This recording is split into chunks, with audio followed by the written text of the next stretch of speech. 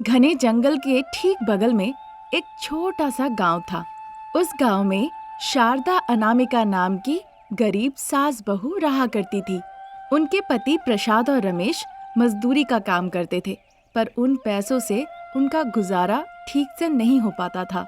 इसलिए सास बहू उस घने जंगल से लकड़ियां काट के उसे बेचा करती थी। फिर जो पैसे आते थे उससे उनकी जिंदगी खुशहाल तरीके से चलती थी। एक दिन अनामिका कुल्हाड़ी लेके जंगल के तरफ लकड़ियां लाने के लिए जाती है। माँ जी, मैं लकड़ियां लाने के लिए जंगल जा रही हूँ, आप भी चलेंगी क्या? अनामिका के ऐसे पूछने पर सासू माँ शारदा बड़े रुखड़ेपन से पूछती है। इसके अलावा चारा ही क्या है, चलो चलते हैं। मेरी तबीयत ठीक है नहीं है, मैंने खाना खाया या नहीं खाया, पर लकड़ियां लाने तो जाना ही पड़ेगा। उन्हीं को बेचकर 2 वक्त की रोटी मिल रही है। लकड़ियां लाना भूल जाऊं तो कैसे चलेगा बहू, बताओ। क्या हो गया माँ जी, आपकी तबीयत ठीक नहीं है क्या? वैसी बात नहीं है बहू, चलो जल्दी जाएंगे और लकड़ियां काट के शाम होने से पहले ही लौट आएंगे। ऐसा कहकर शारदा आगे आगे चलने लगती है। कुल्हाड़ी पकड़ के अनामिका उनके पीछे पीछे चलने लगती है। फिर गांव के इलाके से निकल के जैसे ही जंगल पहुंचती है, अनामिका कहती है, माँ जी एक बात बताइए, अचानक से 10 करोड़ रुपए मिले तो आप क्या करेंगी? अचानक से बहू का दिल 10 करोड़ की तरफ क्यों जा रहा है? वैसा कुछ नहीं माँ जी, ऐसी ही तरकीब आ रही है। बताइए ना, अगर आपको कहीं से अचानक से 10 करोड़ रुपए मिल गए तो आप क्या करेंगी? अरे पगली, हम लकड़ियां बेच के गुजारा कर रहे हैं, ऐसे अचानक से 10 करोड़ रुपए कहाँ से मिलेंगे, तुम ही बताओ। अरे माँ जी, कम से कम सोच तो हम सकते ही है। बताइए ना, क्या करेंगी आप 10 करोड़ रुपए मिल गए तो? ठीक है बहू, जैसा तुम सोच रही हो, अगर मुझे 10 करोड़ रुपए कहीं से मिल गए तो मैं वो पैसे लाके सीधा तुम्हें दे दूंगी, तुम ही खर्च करना। मुझे याद है माँ जी, कुछ लोग चर्चा कर रहे थे, कह रहे थे कि गरीब होके पैदा लेना ये हमारे हाथ में नहीं रहता है, पर अगर गरीब होके हम मर रहे हैं तो निश्चित ये हमारी गलती है। ये तो सच है बहू, पर अब हम क्या कर सकते हैं? तो फिर हम भगवान की पूजा पाठ करें और कहे कि आपने हमें गरीब पैदा किया, वो ठीक है, पर आपको अब हमें अमीर बनाना ही होगा। हाँ माँ जी, मैं भी यही सोच रही थी और आपने वही कह दिया। अब मैं भगवान जी से पूजा करके मांगूंगी कि वो 10 करोड़ रुपए दे दे। हो गया बहू, कहकर तुम्हें शांति मिल गई। मेरी बातें सुन के आपको मजाक लग रहा है ना माँ जी? मजाक नहीं है बहू, समझना होगा तुम्हें, हमें मेहनत से ही पैसे कमाने होंगे, इस तरह से लालच करना सही बात नहीं है। इस तरह सास बहू बात करते हुए जंगल की तरफ जाती है। दोनों जाके लकड़ियाँ काटने लगती है। फिर वहाँ से दोनों उन जलाओ लकड़ियों को लेकर सीधा बाजार चली जाती है। वहाँ सास बहू उन लकड़ियों को बेचती है। फिर उन पैसों से वो घर के राशन पानी का सामान खरीद ले आती है। इसी तरह दिन निकल रहे थे। उसी गांव में दामोदर नाम का एक जमींदार रहा करता था।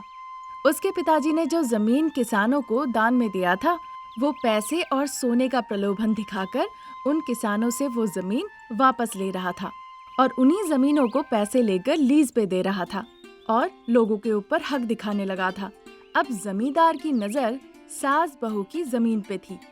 इसी मतलब से उसने अपने नौकर रंगा को सास बहू के पास भेजा। माँ, बहुरानी, जमींदार बाबू ने आप लोगों को उनके पास तुरंत ले जाने को कहा है, जल्दी चलिए। जमींदार बाबू ने हमें वहाँ क्यों बुलाया? हम बड़े लोगों से पूछते नहीं हैं, वो जो कहते हैं वही करते हैं। ऐसा कहकर सास बहू को साथ लेकर रंगा जमींदार बाबू के पास पहुँचता है। जमींदार बाबू, आपने कहा था, मैं सास बहू को ले आया। सास बहू को देखकर जमींदार बाबू बिना कुछ कहे ही उनके सामने 2-2 रुपयों की गड्डी रख देते हैं। पैसों की गड्डियों को देखकर सास बड़ी आश्चर्य हो जाती है, पर बहू अनामिका लालच की नजरों से देखने लगती है। माँ जी, पैसे उठाकर ले लीजिए। आप इस तरह 2-2 पैसों की गड्डियों को आश्चर्य से क्यों देख रही हैं? तुम चुप रहो बहू, पैसे ही काफी नहीं होते हैं, बिना आगे पीछे समझे मैं इन पैसों को उठा लूं क्या? कम से कम ये जानना जरूरी है कि ये जमींदार हमें पैसे आखिर में क्यों दे रहा है। ये पैसे लेकर अपनी जमीन हमें दे दो। हमने तो आपसे नहीं कहा कि हम जमीन बेचने वाले हैं। अगर ऐसी बात है तो माफ कीजिएगा, हम चलते हैं। कितने पैसे तुम चाहती हो, मैं तुम्हें दूंगा। अगर पैसे नहीं चाहती हो तो मैं तुम्हें सोना दूंगा, पर तुम्हें इस जमीन को मुझे बेचना ही पड़ेगा। ये पैसा सोना हमारी जमीन हमें दे सकती है, हमें आपके पैसे और सोने की जरूरत नहीं। क्या तुमने कहा तुम्हारी जमीन पैसे और सोने दे सकती है? मतलब तुम कहना चाहती हो कि इसके नीचे सोना और पैसा है? मेरे कहने का वो मतलब नहीं था जमींदार बाबू। शारदा इससे पहले कि कुछ और कहती, जमींदार बाबू बीच में कहने लगते हैं। चाहे कुछ भी हो जाए, तुमने कहा कि तुम्हारी जमीन सोना और पैसा देती है। कल सभी गांव वालों के सामने तुम्हारी जमीन को तुम जहां कहोगी खोदा जाएगा। जैसा कि तुमने कहा कि तुम्हारी जमीन में सोना और पैसा है। अगर वो सब कुछ हमें मिल गया तो फिर सब कुछ तुम्हारा। फिर मैं कभी ये जमीन लेने नहीं आऊंगा। अरे रे मालिक, आप मुझे गलत समझ रहे हैं, मुझे माफ कर दीजिए। मेरे पति ने बहुत मेहनत से एक एक पैसे जोड़कर उस जमीन को खरीदी थी, इसीलिए मैं बेच नहीं सकती। मुझे माफ कीजिए। ये सब मैं कुछ नहीं सुनूंगा। अब तुम्हारी किस्मत पर सब निर्भर करता है। ऐसा कह के जमींदार अंदर चला जाता है। दुखी होकर सास बहू अपने घर लौट आती है। जमींदार ने जो कहा उस बारे में वो सोचती है। वो दुखी होकर रात भर सो नहीं पाती। सूरज निकल आता है। जमींदार और नौकर रंगा सास बहू के जमीन के तरफ जाते हैं। रंगा कहता है कि वो कुदाल से मिट्टी खोदने के लिए तैयार है। बताओ फिर किधर खोदना है? लाखों समझाने के बाद भी मकान मालिक सुनने को तैयार नहीं था। मानो कि जमीन हड़पने का वो ठान ही लिया था।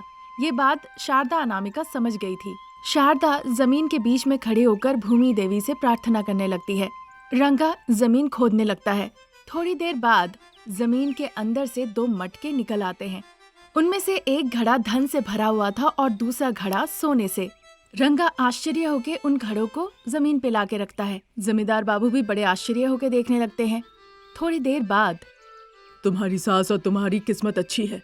अब ये सोना पैसा और जमीन सब तुम्हारा। ऐसा कहकर वो वहाँ से चले जाते हैं। सास बहू भूमि देवी को धन्यवाद कहती है। उन पैसों से वो एक नया घर बनाती है। जलाओ लकड़ी बेचना बंद कर देती है। शारदा कपड़े की दुकान लगाती है और बहू अनामिका चूड़ियों की दुकान लगाती है। सास बहू के ढेरों कष्टों के बाद अब उनकी जिंदगी खुशहाल हो जाती है। ये स्टोरी अगर आपको पसंद आई तो हमारे चैनल को जरूर सब्सक्राइब करें। Thank you for watching. अब चूँकि खाना पक चुका था, शारदा किचन से बाहर निकल आती है और आके घड़ी को देखती है। उस वक्त घड़ी में सुबह के 9:20 हो रहे थे। सांस लेते हुए फिर वो मन ही मन सोचती है, बहू घर में आ जाए तब सास सुबह के 9 बजे तक सोएगी, उसके साथ खिलवाड़ करेगी, उससे घर का सारा काम काज करवाएगी। पर मेरी किस्मत इतनी अच्छी कहाँ, ऐसी बहू आई कि वो कोई साधारण नहीं है, वो एक पागल है, नींद पागल बहुरानी है। ऐसा सोचते हुए वो डाइनिंग टेबल के पास आती है। डाइनिंग टेबल से एक प्लेट और चम्मच उठाती है और वो अनामिका के बेडरूम में जाती है, जहाँ पे वो एसी की ठंडी हवा में वो आराम से सो रही होती है। उसी बेडरूम में ड्रेसिंग टेबल के सामने बैठ के अनामिका का पति रमेश तैयार हो रहा था ऑफिस जाने के लिए। अचानक से माँ को उसके कमरे में देखकर वो मनी मन सोचने लगा, अब अनामिका को जगाने की ड्यूटी है माँ की। बेहतर होगा अगर इससे पहले मैं यहाँ से निकल जाऊँ। ये सोचते हुए वो जल्दी से टेबल से अपना ऑफिस बैग उठाकर उस कमरे से निकल के दूसरे कमरे में चला जाता है। उस कमरे में रमेश के पिताजी प्रसाद बैठ के कुछ ऑफिस के फाइल देख रहे थे। कमरे में उस तरह से रमेश को घुसते देख प्रसाद को पूरी बात समझ में आ जाती है और जल्दी से वो 2 तकिया कान में लगा लेते हैं। उधर बिस्तर पे सो रही नींद पागल बहू को देखकर शारदा मनी मन सोचती है, कुंभकर्ण की बहन है, कैसे देखो तो बिंदास होकर सो रही है। ऐसा कहकर गुस्से से बड़बड़ाते हुए प्लेट में चम्मच लेकर उसे बजाने लगती है। उस आवाज से बचने के लिए रमेश और प्रसाद दोनों कान दबा लेते हैं। शारदा प्लेट बजाते बजाते थक जाती है, पर यहाँ बहुरानी अनामिका को उस आवाज से कोई फर्क नहीं पड़ता, वो फिर भी सो रही होती है। ये नींद पागल बहुरानी को किसी दिन जगाते जगाते मेरी ही जान न निकल जाए। ऐसा करते करते एक दिन मेरी मौत ही आ जाएगी। ऐसा सोचकर वो किचन में जाती है। वहाँ से मिक्सी उठाकर वो अनामिका के पास ले आती है और उसके मुंह के सामने रख देती है। बेड के पास के स्विच बोर्ड में शारदा प्लग डाल के स्विच ऑन करने ही वाली थी, तभी रमेश और प्रसाद हॉल में जाने लगते हैं। शारदा को देखकर प्रसाद कहते हैं, शारदा, हमें ऑफिस के लिए देर हो रही है, मुझे और बेटे को ऑफिस भेजने के बाद तुम्हें जितनी मर्जी इस नींद पागल बहू को जगा लो, कोई दिक्कत नहीं होगी फिर। प्रसाद की ऐसी बातें सुनकर शारदा कहने लगती है, जाके डाइनिंग टेबल पे दोनों बैठिए, मैं आके नाश्ता लगाती हूँ। ऐसा कहकर वो मिक्सी ऑन कर देती है और दरवाजा बंद करके वो डाइनिंग हॉल में आ जाती है। बाप बेटा डाइनिंग टेबल पे बैठे हुए थे। बिना बात किए वे जल्दी जल्दी वो नाश्ता करते हैं, फिर बैग उठा के एक ही गाड़ी से वो ऑफिस निकल जाते हैं। वहाँ से फिर शारदा अनामिका के पास आती है। मिक्सी तेजी से चली रही थी, फिर भी अनामिका को कोई फर्क नहीं पड़ा, वो आराम से सो रही थी। ये देखकर निराश होके शारदा आके मिक्सी का स्विच ऑफ कर देती है। नींद के लिए ऐसे पागलपन कौन करता है? पता नहीं तुम क्यों हो ऐसी। तुम्हारे इस पागलपन का जनाजा मैं निकालूंगी, दीमक को तो मैं ही भगाऊंगी। इस तरह गुस्से से गाली देते देते वो मिक्सी लेकर हॉल में निकल आती है। मिक्सी को ले जाके वो टेबल पे रख देती है और सोचने लगती है कि इस नींद पागल बहू को कैसे जगाया जाए। तभी गोविंद नाम का एक आदमी बड़ा सा हाथी लेकर शारदा के गली में आता है। बच्चे बड़े, आपके गांव में हाथी आया है। हाथी है हाथी, आओ इसमें चढ़ के मजा ले जाओ। छोटे बच्चे 10 रुपए, बड़े 20 रुपए, आओ आओ। इस तरह हाथी लेकर चिल्लाते चिल्लाते गोविंद उस गली से आगे बढ़ते हुए जा रहा था। उसकी आवाज सुन के शारदा भागते हुए गेट के पास गई। तभी उसके दिमाग में एक विचार आया। अपने घर से कुछ ही दूर पर उसने हाथी को देखा। अरे हाथी वाले, इधर आना। उसने जोर से आवाज लगाई। उसकी आवाज सुनकर गोविंद हाथी को अपने साथ लेकर शारदा के पास आता है। शारदा गोविंद को क्या करना है साफ साफ बता दी। गोविंद ने हाथी को समझा दिया। शारदा और गोविंद हाथी को घर के अंदर ले गए। शारदा उसे अनामिका के कमरे के पास भेज दी। गोविंद ने हाथी को पहले से ही क्या करना है समझा दिया था। अब हाथी जाके अपना सूंड अनामिका के कान के पास लगा दी। सूंड लगा के हाथी ने जोर से चिल्लाया। उससे अनामिका थोड़ा मोड़ा हिली, फिर कंबल तान के सो गई। फिर हाथी ने आवाज लगाई। अब इस बार तो अनामिका हिली भी नहीं। ये लो बाबू, अपने पैसे लो और हाथी लेकर यहाँ से जाओ। इसके बाद वो पैसे लेता है और अपना हाथी लेकर जाने लगता है। सो रही अनामिका के पास फिर शारदा आती है। तुम्हारे इस नींद की पागलपन की वजह से मैं तुम्हें साष्टांग प्रणाम करती हूँ। बाप रे बाप, ऐसी नींद कि मैंने प्लेट बजाई, मिक्सी बजाई, आखिरकार हाथी को बुला के ले आई, लेकिन नींद नहीं खुली। अब मैं तुम्हें नहीं उठाऊंगी। उठना है तो उठो, नहीं तो मरो। ऐसा कहकर शारदा अपने कमरे में चली जाती है। नींद की पागल बहू को जगाते जगाते शारदा खुद ही इतना थक चुकी थी कि जैसे वो बिस्तर पे लेटती है वो सो जाती है। सोने के कुछ देर के बाद दीवार में लगी घड़ी में दोपहर के 1 बजने की घंटी बजती है।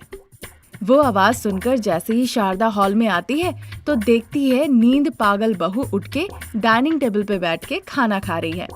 गुड मॉर्निंग सासू माँ। उसकी बातें सुन के शारदा को बड़ा गुस्सा आ रहा था, पर उसने कुछ कहा नहीं। एक बार घड़ी की तरफ देखो तो कितना वक्त हो रहा है। जब जागो तभी सवेरा है ना माँ जी, पर मैंने आपसे कहा था ना मुझे नींद से जगा दीजिएगा। अब देखिए मेरे उठने से पहले आपने घर का सारा काम काज खाना पका लिया। ये सब ठीक नहीं है माँ जी। ज्यादा कहो मत, गुस्से में कहीं मैं तुम्हें थप्पड़ ना लगा दूं। एक थप्पड़ में ही ना तुम्हारे ये सारा नींद का भूत उतार दूंगी। शारदा की ऐसी बातें अनामिका ने परवाह नहीं की।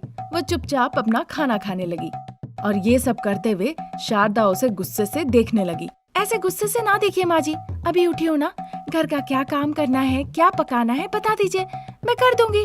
एक बाल्टी भर के कपड़ा पड़ा है और सिंक में बर्तन है, जाके धो। ठीक है सासू माँ, आप बैठ के खाना खाइए, मैं अपने कमरे में जाके देखती हूँ कोई कपड़ा है कि नहीं, अभी जाके आती हूँ। ऐसा कहकर वो अपने बेडरूम में जाके फिर से सो जाती है। अब चूंकि अनामिका आई नहीं तो उसके इंतजार करते करते शारदा उसके कमरे में देखने गई। अनामिका सो रही थी। ये देखकर तो शारदा अपना सर पटकने लगती है।